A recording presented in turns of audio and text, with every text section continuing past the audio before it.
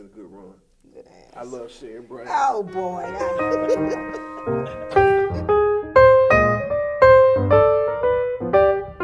Sharon, you were telling me a funny story before we started about when you and Tony first started as field agents together. Why don't you start off by telling me that story?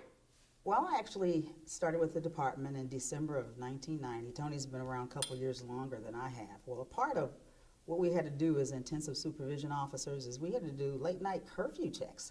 We had to ensure that our clients were at home for their 10 o'clock curfew. And so what that meant, and I can't remember if it was once a month we had to do that. At least once, yeah. A minimum of once a month. Yeah, what that regimen looked like. So we would plan in advance how many clients we would see. And Tony and I had the Wyandotte County area. So there you have it. 10 o'clock at night in the summer, Wyandotte County area, to make sure our clients were at home for their 10 o'clock curfew. And so one client in particular that Tony worked with, Vera, who didn't have teeth, which bothered me from day one.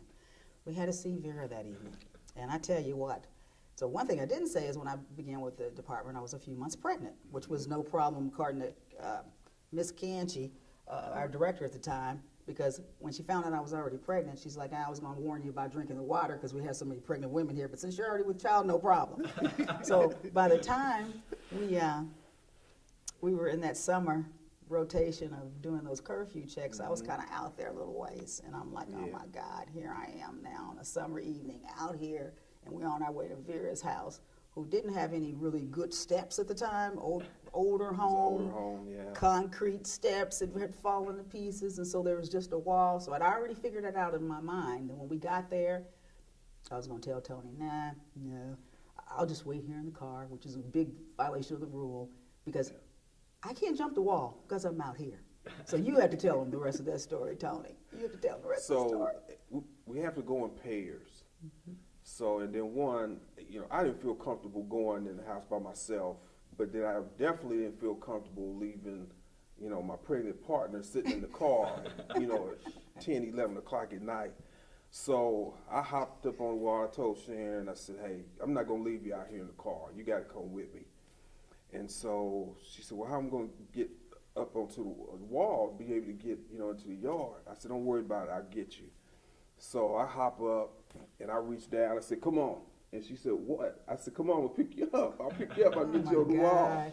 Now, keep in mind, I'm a lot younger, then.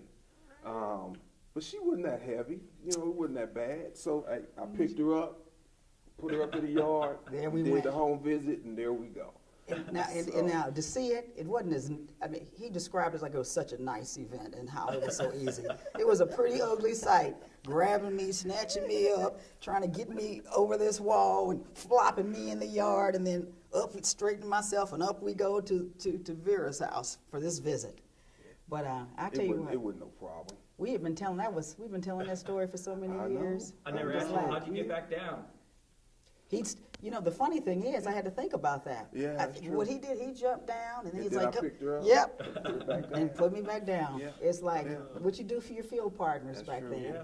It'd be an all-out mutiny if staff had to do curfew checks at 10 o'clock at night right now. Yeah, they wouldn't do it. Oh, they no. wouldn't do it. But it was fun. I mean, I think both me and Sharon, the thing about the two of us is we got into this business because we love people. Mm-hmm. And then our work ethic, is one thing. So, for us, that was just part of the job. It was something that we had to do.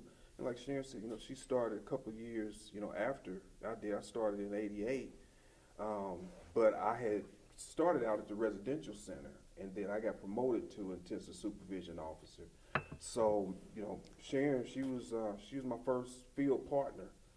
And, from there, we've just, kind of grown up here. Yeah, we have. Yeah. We've kind of moved up the ranks, and now we oversee staff, and they all have to hear that story. Everybody has to hear the story. They all have to hear the story. After they get over the shock that we actually did field work at 10 o'clock p.m. Yeah. With, with no mace or caps gun or all that other stuff. We just had our little Omnis back then, I think. Yeah. Yeah, the Omnis. The Omnis. Yeah, people know what that is? Being 6'3" in the Omnis. It's a small car. It's like, you remember like the Gremlins?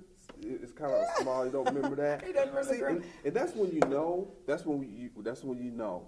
I know. You didn't know what Because grandma now is. when I'm talking to staff, and I don't know if you get this, but they'll ask you when you started. Yes. And before it was good when they say, well, I graduated college, that year. Then it got to, oh yeah, I was in high school. Yeah. Now I'm in the era Yes. of. So when did you start? Well, Miss Booker, I wasn't even born then. I And know. I'm like, oh, They are man. brutal. So Yeah. you start talking about omnis and gremlins and Yeah. all of those. They have no idea. Those are cell No phones. No idea Oh, about and any of that. that's the other thing. We didn't have any cell phone. When we went out in the field, we didn't have cell phones. Say a prayer before we go out. Yeah. Our that was- spouses knew where we were, but our clients Man. looked after us. They did. They did. They knew we were coming. They did. kind of watched out. I think the neighborhood knew. Okay, they're okay. Yeah. Yeah. They're all And that right. was the other thing. I mean, not only was we involved with the clients, but their families. Absolutely. We would go on a field visit, and I remember one house we'd go to, that she had little kids in the yard, and they'll go yelling back to the house, Mom, your P.O. here, your P.O. here. And they like 7, 8 I years know. old. Come up and hug you because Yeah. they come in for their visits. I would always Right. allow my clients to bring their kids in. You don't have to get a babysitter, and so I would have little toys in the corner. They played nicely there. You need to come in as long as they're not ill. Come on in and bring them. Yeah. So they knew who we were. Yeah. So yeah. So it was fun. It was